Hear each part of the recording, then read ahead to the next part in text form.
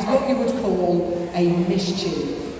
He's very clever too, though, and don't let his size put you off. He is genuinely a big old softie. He likes a greeting too, don't you? All right, big man, you're going to be a good boy in this way? You are, yeah, okay, well, we'll soon find out, folks. I'll believe it when I see it, that's for sure. Now, the first thing that we're going to ask these two to show you is an ability that sea lions are famous for. And that's their ability to balance things on their noses. We're going to get started with Louis and the football. That's actually what they're most associated with, balancing. So Louis, you're up first, mate. You take care of the football. Concentrate, Lou. There you go. Now, lots of people know sea lions can balance, but not everybody knows how it's done. The secret to it is the lovely whiskers you can see on Louis and Arthur's faces. A sea lion's whiskers, they're really, really sensitive. And if you look at Louis while he balances, you can see his whiskers are pointing upwards. And that's because he's feeling which way the football is moving.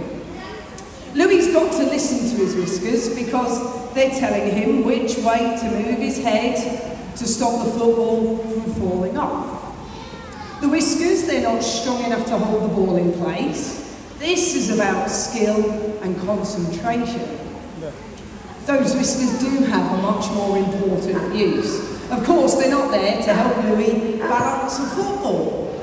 But we find the balancing, it's a fun and visual way of explaining how their whiskers work. In the wild, sea lions use those whiskers to find their food. Sea lions eat fish and squid for a living. And when fish and squid swim, they create vibrations in the water that the sea lions can feel with their whiskers. So if they listen to the movements and the vibrations, they can pinpoint exactly where the fish and squid are hiding. Their whiskers are so sensitive, they already know what type of fish and how big it is without ever seeing it first. Right, Arthur, get that all the way back to your stand. That's a little bit, buddy. And yeah, give them both a big round of applause. Well done, Sunshine. Good start, that mate. Excellent job from you. Now, as I say, these two, they are sea lions. They're not seals. People call them seals all the time, but it's not true, is it, Louis? What do you think when someone calls you a seal, Lou? Yeah, he's not keen. There are ways to tell them apart, though. You just need to know what you're looking for. So the first thing is, how do they swim? A sea lion only ever swims using their massive paddle-like front flippers. In fact, boys, can you show everyone your big front flippers? Let's see the size and the shape of them. That's it, there we go. Now, when a sea lion swims, it looks a little bit like they're flying because they move these paddles up and down, like a pair of wings, but through the water. This will propel them at a top speed of around 15 to 20 miles an hour. If Arthur and Louis were seals, their front flippers would actually be about the size of my hands. They'd be stuck to the side of their bodies like this, making them pretty tricky to swim with. So a seal uses the back flippers for swimming. They're bigger, more mobile, and they move those back flippers from side to side like a fish. Because these guys swim using their upper bodies, they've got incredible muscles in their chest and their shoulders, which means they are incredibly strong. And Arthur, he's very good at things like gymnastics. Arthur, show everybody how strong you are. Let's see a front flipper stand. Now, only a sea lion can do this. Seals can't do it because those tiny front flippers wouldn't support all that weight. You lost your balance then, didn't you? Try again, that's it. Yeah, give Arthur a nice round of applause. Well done, somebody. You got there in the end, mate. We've been teaching Louis to do the front flipper stand. He isn't quite as good as Arthur. He can't hold his bum in the air for as long, But practice makes perfect, so we've popped it into the display so he gets a bit more practice in. As I say, he doesn't hold his bum in the air for too long, but this is about getting the shape, and the time will come naturally as he starts to get better at this one. So as you can see, he's got the shape now. He's just got to work out how to find his balance to be able to keep that little tushy of his up in the air. Are you? A couple more. That was a good one. Right, one more, just like that one. Yeah, give me a round of applause too. That was good. Now there is a much better way to tell a sea lion from a seal, and I have saved the best for last. The best way to tell them both apart, watch how they move on land. Now for this one, me and Louie, we've got to go for a little wander around so I can show you what I'm trying to explain. Before we set off though, I need to tell you about their back flippers, because sea lions, they're pretty unique. Louis can turn his back flippers to face forwards or backwards, depending on what he's doing. So when the little fella's swimming around in the water, his back flippers stretch out behind him, and he can use them a bit like a rudder on a boat to help him steer. But now that he's on land, he's turned them forwards to make a pair of feet. So if you watch Louis when he walks, you can see he uses all four flippers to walk on. They all move independently, and this makes the sea lion really mobile on land. Louis can jump over things, wait for the skid. There it is. He can use those back flippers to stand up, to climb, or to try and reach for things. If I hold my hand up there, he can stand up to try and touch it.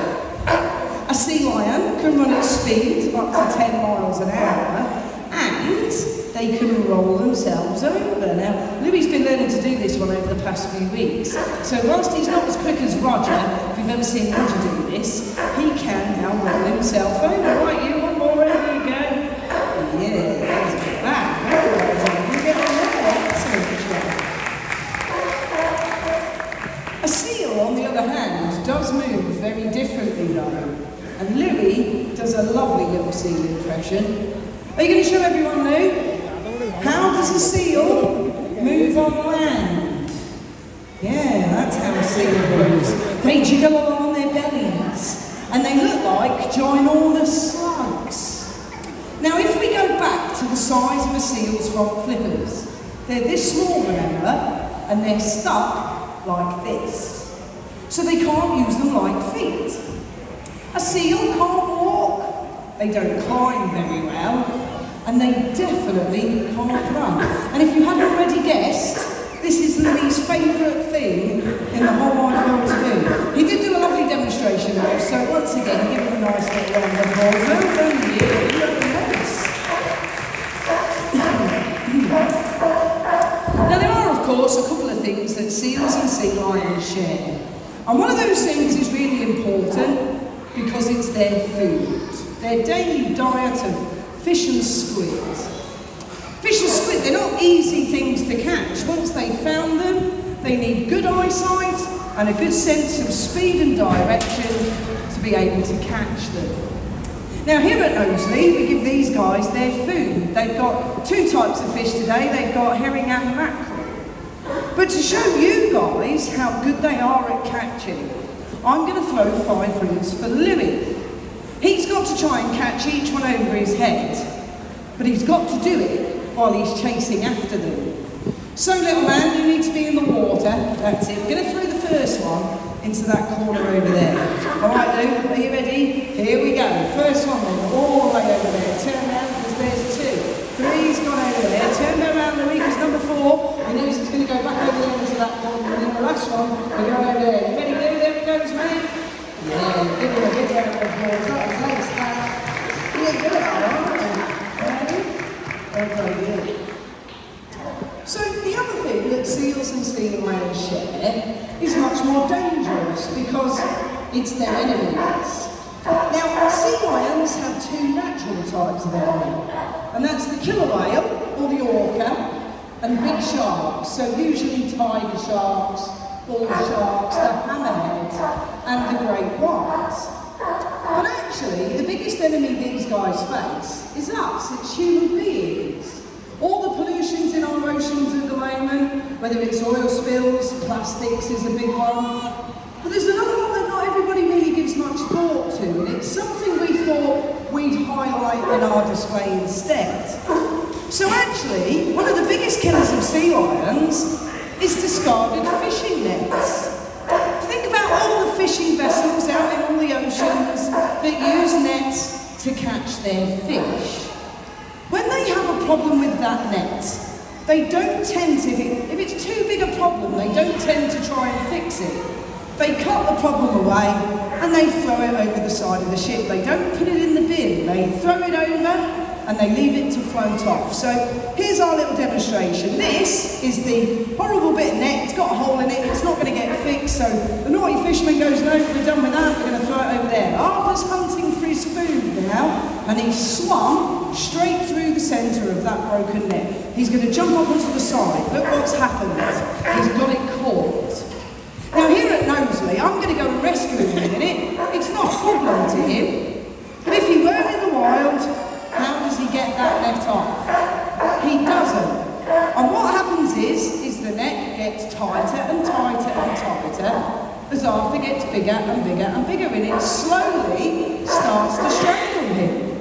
And it's not just sea lions that get caught up in this sort of thing. It's porpoises, seals, turtles. If you can think of something that lives in the sea, discarded fishing nets like this is a massive problem to them.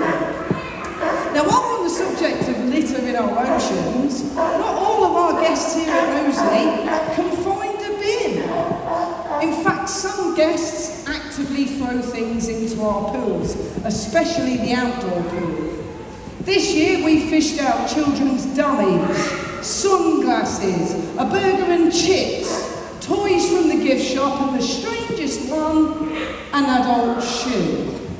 So we've had to start teaching the sea lions to bring different objects back to us. Instead of them playing with it and breaking it up and perhaps eating that broken piece of whatever, we taught the sea lions to bring it back. So Arthur's going to give you a demo again. I'm going to be a bit naughty. I'm going to throw that over there. Arthur now knows when he finds something strange, if he picks it up, he brings it back and he pops it into the bin, he's going to get a reward for it. Now I've got a bit of a... Oh yeah, give him a round of applause by all means. We're going to do it a couple of times. Now I've got a two-pronged attack here. Firstly, it's sad that we've had to teach the sea lions to do this. But also, if I can teach the sea lions that this bottle needs to go into that bin, as human beings, we really shouldn't be able to find it that hard. So don't forget, folks, at the end of the display, grab your rubbish and bung it in the bin by the exit doors on your way out. But do give Arthur a big round of applause. Well done, matey. That was very, very well demonstrated. Okay. Well, do you know what, guys? We are quite close to the end of the display, but we're going to finish things quite literally on a high note, because we're going to ask these two to have a go at their high ball jumps. Now, this is where these two take it in turns to leap out of the water and try to touch this pink ball with their nose. Arthur's going to go first. He might be the biggest, but he does the smallest of the two jumps. And in a minute, he can hit the high ball about here. Now we do this one to show you the power in those front flippers, because it's those big front flippers that propel them across and push them out of the water to touch that pink ball. So of course, if Arthur hits it, you've got to give him a big round of applause. All right, Arthur, count to three for you. You ready? 1, 2, 3, go. He's away. Will he touch the high ball? Yeah. Happy little jump, Arthur. There you go. That jump there is a little too easy for Louis. But I do need the high ball to stop swaying around quite so much. But that actually gives me a quick chance to tell you about our posters. At the end of the display, we'll be selling posters of Arthur, Louis, and Roger, our other little sea lion, from the little green poster shop over there on your left. The posters, they're £2 each, or you can get all three of them for a £5. So if you've enjoyed the display, you want to take a poster of your favourite SeaLion home, you'll be helping them out too, because all of the proceeds go back to the SeaLions here at Knowsley. If you don't want a poster, we understand, it's not everyone's cup of tea, but you might like to help us with our charity, which is the Monk Seal Conservation Charity. The monk seal is the world's most endangered marine mammal. There are less than 500 left in the wild. So if you prefer to help us out with that, by the exit doors there's a giant sea lion who collects for us, and any change that goes into him goes to our charity instead. We haven't finished yet, it is Louie's turn, and we do raise it up a little bit for Louie. We're going to take it to about here, so I've raised it by about that much. It's also a moving target, so Louie's really got to think about what he's doing. So of course, if Louie hits it, you'll give him a big round of applause too. Now I know you two probably know this, but depending on how Louie lands, depends on how wet you get. Yeah? Okay. Alright Lulu, you go get yourself into position. That's it. Alright mate, count at 3. Ready? 1, 2, 3, go! He's away. We hit line. Yeah, that's a little jump. And there's the splash. Well done, Lou. Excellent job.